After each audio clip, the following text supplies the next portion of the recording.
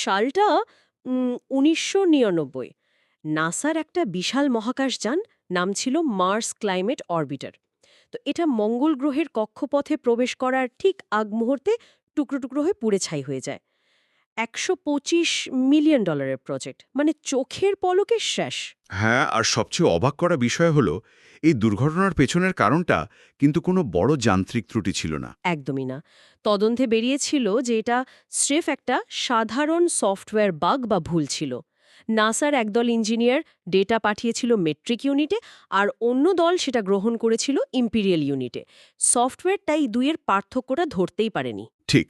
আর এই জায়গাটাতেই আসলে আজকের আলোচনার মূল ভিত্তিটা লুকিয়ে আছে। আমরা প্রতিদিন যে শত শত অ্যাপ ব্যবহার করি, মানে ব্যাংকিং থেকে শুরু করে রাইড শেয়ারিং পর্যন্ত, সেগুলো তো এরকম ছোটখাটো ভুলে যে কোনো সময় ক্র্যাশ করতে পারে। হ্যাঁ, কিন্তু সাধারণত তো তা হয় না, তাই না? এই যে আমাদের ডিজিটাল জীবন এত মসৃণভাবে চলছে, এর পেছনে জাদুর চেয়েও বড় যে জিনিসটা কাজ করে তা হলো নিখুঁত ম্যানুয়াল টেস্টিং। আর আজকের এই সেশনে আমরা একটা ম্যানুয়াল টেস্টিং হ্যান্ডবুক নিয়ে আলোচনা করব। আর এই সোর্সের উপর ভিত্তি করে আমরা মূলত সেই অদৃশ্য কারখানাটার ভেতরে উকি দেব, যেখানে সফটওয়্যারটি রিলিজ করার আগে রীতিমতো ভেঙে চুরে পরীক্ষা করা হয়। নাসার ওই উদাহরণটা আসলে খুব চমৎকার একটা প্রেক্ষাপট তৈরি করে দেয় আমাদের জন্য। ঠিক বলেছেন। কারণ অনেকেই হয়তো ভাবেন সফটওয়্যার তৈরি করা মানেই হলো একদল জিনিয়াস মানুষ অন্ধকার ঘরে বসে একটানা কিবোর্ডে কোড লিখে যাচ্ছে। কিন্তু বাস্তবটা তো সম্পূর্ণ ভিন্ন। একদমই। শুধু কোড লিখতে জানলেই একটা সফল বা নিরাপদ সফটওয়্যার তৈরি হয় না। ওই যে $১২৫ মিলিয়ন ক্ষতি হলো, তার কারণ তো কোডারদের মেধার অভাব ছিল না। অভাব ছিল একটা সুনির্দিষ্ট প্রসেস বা প্রক্রিয়ার। আচ্ছা, এই প্রসেস শব্দটা সোর্সে বারবার এসছে। ঠিক আছে, বিষয়টা একটু ধাপে ধাপে খুলে বলা যাক। আমরা কোনো কিছু বানানোর আগে একটা প্ল্যান করি, সেটা বাড়ি হোক বা যাই হোক। সফটওয়্যারের দুনিয়ায় এই প্রসেসটাকে কি বলে? সোর্সে দেখলাম এটাকে এসডিএলসি বলা হচ্ছে। হ্যাঁ, এসডিএলসি বা সফটওয়্যার ডেভেলপমেন্ট লাইফ সাইকেল। এটি মূলত একটা ফ্রেমওয়ার্ক যার ৬টি সুনির্দিষ্ট ধাপ রয়েছে। ধাপগুলো হলো প্রথমত রিকোয়ারমেন্ট বা চাহিদা বোঝা। মানে ক্লায়েন্ট আসলে কি চাইছে সেটা জানা। ঠিক। এরপর দ্বিতীয়ত সেই অনুযায়ী ডিজাইন করা। তৃতীয় ধাপে আসে আসল কোডিং। আর চতুর্থ ধাপ হল টেস্টিং বা পরীক্ষা করা। পঞ্চম ধাপে ডিপ্লয়মেন্ট, অর্থাৎ গ্রাহকের ব্যবহারের জন্য উন্মুক্ত করা। আর সবশেষে মেইনটেন্যান্স বা রক্ষণাবেক্ষণ। হুম, এই পুরো চক্রটাই তো তাহলে একটা সফটওয়্যার তৈরির আসল বিজ্ঞান, তাই না? হ্যাঁ, এটাই মূল ভিত্তি। আর এখানেই হ্যান্ডবুকটিতে একটা দারুণ কনসেপ্টের কথা বলা হয়েছে, 3P, মানে যে কোনো কোম্পানির সাফল্যের 3টি স্তম্ভ: পিপল, প্রসেস এবং প্রোডাক্ট। বিষয়টা যদি একটু ভিজুয়ালাইজ করার চেষ্টা করি, ধরুন কোনো এক নামি দামি রেস্টুরেন্ট রান্নাঘরে বিশ্বের সেরা কয়েকজন রাঁধুনিকে আনা হলো। এই রাঁধুনিরা হলেন আমাদের পিপল, কিন্তু তাদের কোনো সুনির্দিষ্ট রেসিপি বা নিয়ম দেওয়া হলো না। অর্থাৎ কোনো প্রসেস নেই। একদম, সবাই যার যার মতো মশলা মেশাতে শুরু করলো। দিন শেষে যে খাবার বা প্রোডাক্ট তৈরি হবে তা তো জঘন্য হতে বাধ্য। তার মানে সফটওয়্যারের ক্ষেত্রেও প্রসেস ছাড়া সেরা ডেভেলপাররা ব্যর্থ হয়। এটা আংশিক সত্য, তবে এর পেছনের কারণটা আরও একটু গভীর। রেস্তোরাঁর অ্যানালজিটা চমৎকার, তবে সফটওয়্যারের ক্ষেত্রে ব্যাপারটা শুধু রেসিপি না থাকার চেয়েও ভয়াবহ। কারণ একটা সফটওয়্যার প্রজেক্টে হয়তো ১০০ জন মানুষ কাজ করে, যারা একে অপরের কোড বোঝেই না। ও আচ্ছা, তার মানে তাদের একত্র করার একমাত্র উপায় হলো এই এসডিএলসি। ঠিক তাই। কিন্তু মজার ব্যাপার হলো, এই এসডিএলসি কিন্তু একদিনে আজকের এই নিখুঁত রূপ পায়নি। এই প্রসেসটাকে বাস্তবে রূপ দেওয়ার জন্যই বিভিন্ন মডেল তৈরি হয়েছে সময়ের সাথে সাথে। তা হলো ওয়াটারফল মডেল। নামটা শুনলেই তো চোখের সামনে একটা জলপ্রপাতের ছবি ভেসে ওঠে। হ্যাঁ, আর কেন একে ওয়াটারফল বলা হয় জানেন? কারণ জলপ্রপাতের পানি যেমন পাহাড় থেকে নিচে পড়লে আর কোনোভাবেই মাধ্যাকর্ষণকে উপেক্ষা করে ওপরে ফিরে যেতে পারে না, এই মডেলের কাজের ধরনও ঠিক তেমনই। মানে এটা এসডিএলসির সবচেয়ে পুরনো পদ্ধতি। এই মডেলে একটা ধাপের কাজ পুরোপুরি শেষ না হওয়া পর্যন্ত পরের ধাপে যাওয়া যায় না। একদমই তাই। আর একবার পরের ধাপে চলে গেলে আগের ধাপে ফেরা প্রায় প্রায় অসম্ভব। দাঁড়ান, এখানে সোর্সের ভেতরে বেশ কিছু টেকনিক্যাল শব্দের ছড়াছড়ি দেখলাম। বলা হয়েছে প্রথমে গ্রাহকের রিকোয়ারমেন্ট থেকে তৈরি হয় এসআরএস ডকুমেন্ট, সেখান থেকে ডিজাইন বা এইচএলডি এবং এলএলডি তৈরি হয়, তারপর নাকি কোডিং। হ্যাঁ, শব্দগুলো একটু ভারী মনে হতে পারে, আমি একটু সহজ করে দিচ্ছি। ধরুন একটা ব্যাংক ঠিক করলো তারা একটা মোবাইল অ্যাপ বানাবে। ব্যাংকের সিইও এসে বললেন, আমার এমন একটা অ্যাপ চাই যেখানে গ্রাহকরা টাকা পাঠাতে পারবে। এই যে সাধারণ ভাষায় বলা চাহিদা, এটাকেই তো বিআরএস বা বিজনেস রিকোয়ারমেন্ট স্পেসিফিকেশন বলে, তাই না? ঠিক, কিন্তু একজন ডেভেলপার তো আর এই এক লাইন কথা শুনে কোড লিখতে পারবে না। তাকে তো আরও ডিটেলস জানতে হবে। হ্যাঁ, তাকে তো জানতে হবে বাটনের রং কি হবে, পাসওয়ার্ড কত ডিজিটের হবে, এগুলো। আর সেখানেই আসে আপনার উল্লেখ করা প্রথম শব্দটি, এসআরএস বা সফটওয়্যার রিকোয়ারমেন্ট স্পেসিফিকেশন। এখানে একদম খুঁটিনাটি লেখা থাকে, যেমন লগইন স্ক্রিনে 3 বার ভুল পাসওয়ার্ড দিলে অ্যাকাউন্ট ব্লক হয়ে যাবে। আচ্ছা, বুঝতে পারছি। এরপর আসে এইচএলডি বা হাই লেভেল ডিজাইন। এটি হলো অনেকটা স্থপতির ব্লুপ্রিন্টের মতো। অ্যাপটা কোন সার্ভারে চলবে, ডেটাবেস কি হবে, তার একটা বড় চিত্র। একদম ঠিক ধরেছেন।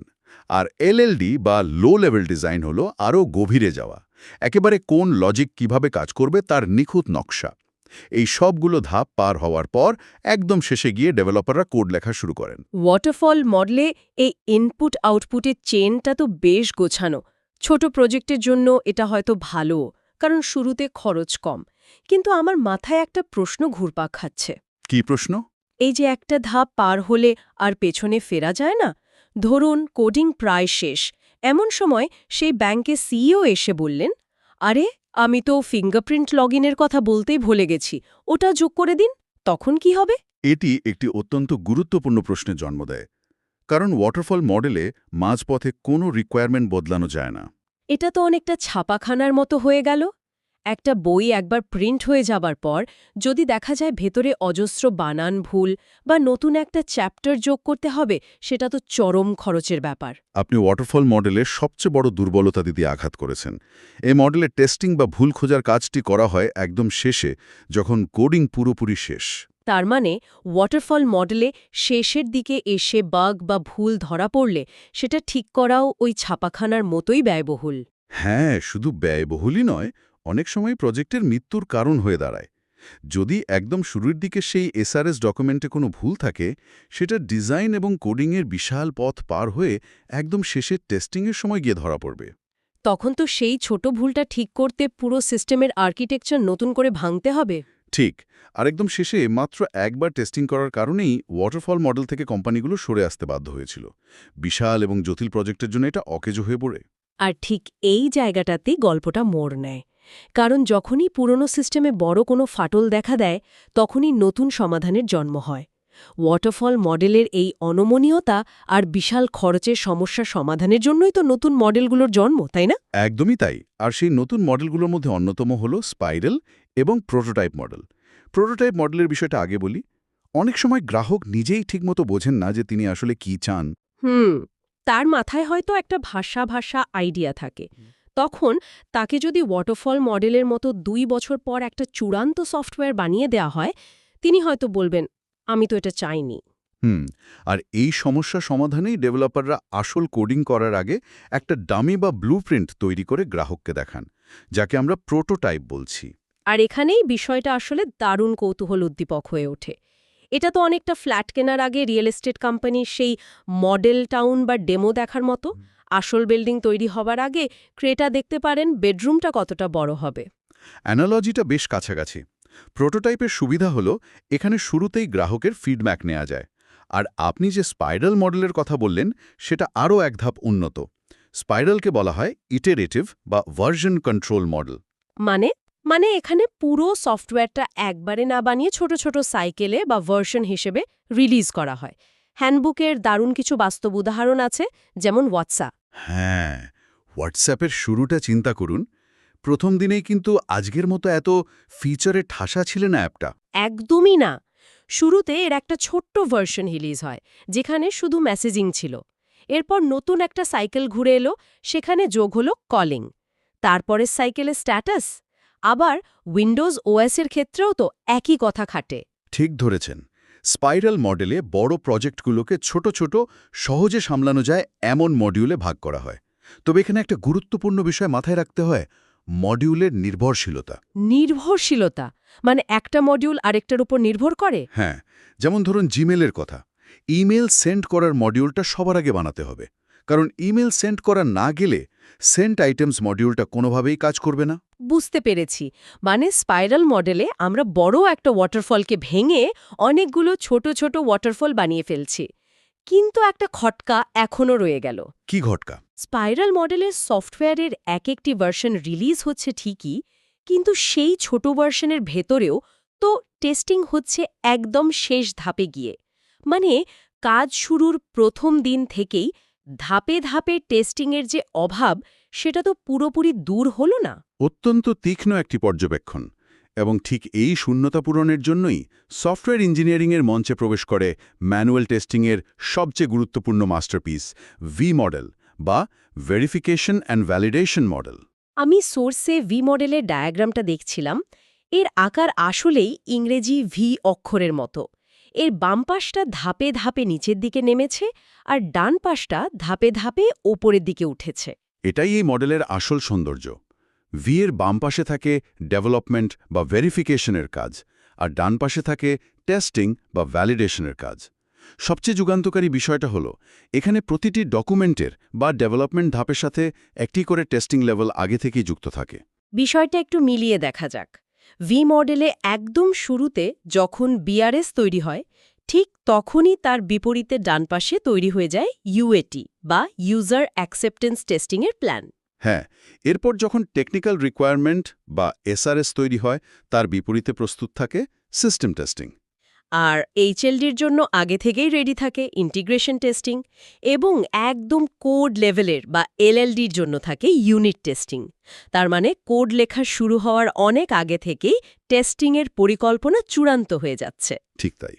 আর ওয়াটারফল মডেলে যেখানে কোডিং শেষ হওয়ার পর টেস্টিং শুরু হতো, ভি মডেলে প্রজেক্টের প্রথম দিন থেকেই টেস্টাররা কাজে নেমে পড়েন। তাহলে এই সব কিছুর মানে আসলে কি দাঁড়াচ্ছে?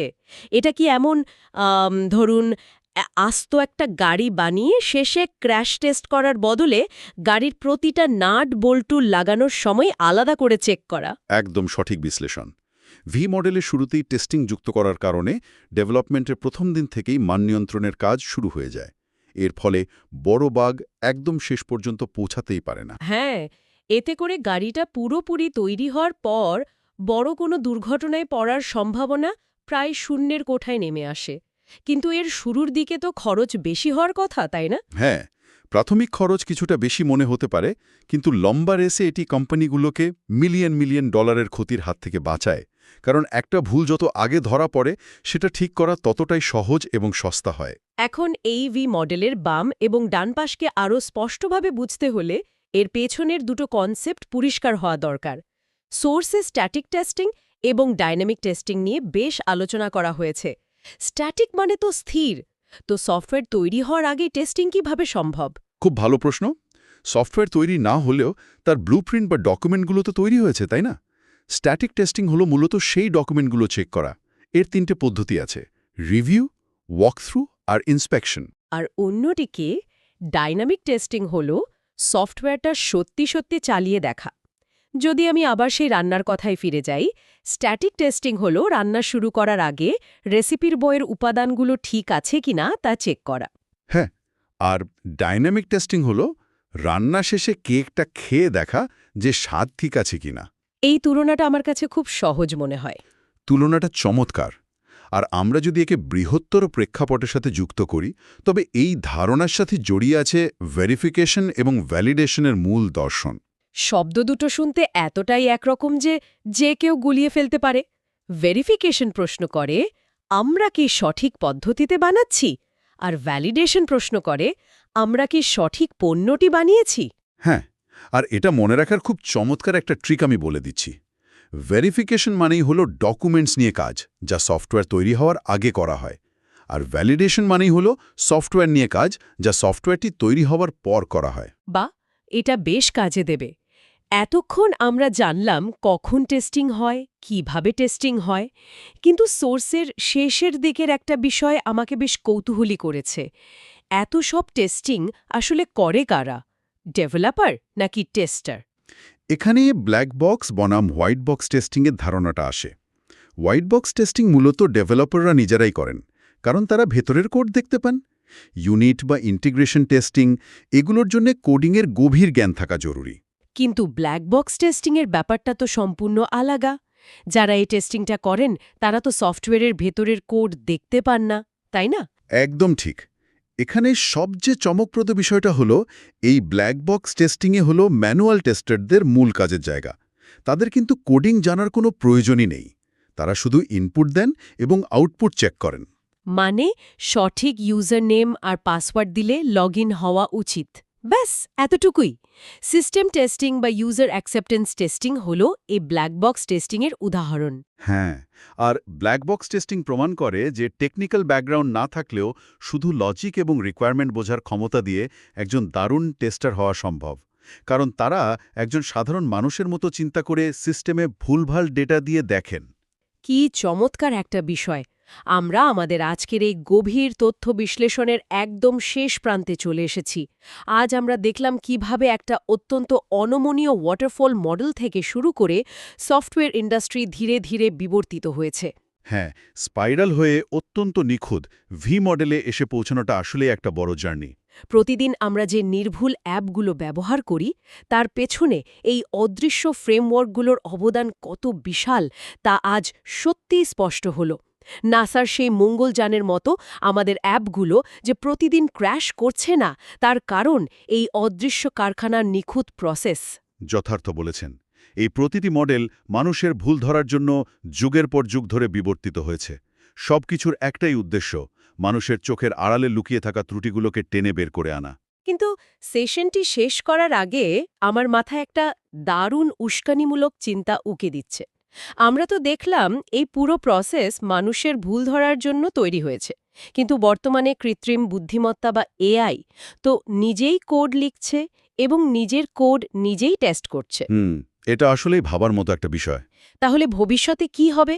যখন এআই নিজেই ডেভেলপার এবং টেস্টার, তখন কি এই বিশাল ভি মডেল বা ম্যানুয়াল টেস্টিংয়ের স্তরগুলো পুরোপুরি বিলুপ্ত হয়ে যাবে? নাকি এগুলো এমন কোনো নতুন রূপ নেবে যা আমরা আজ কল্পনাও করতে পারছি না?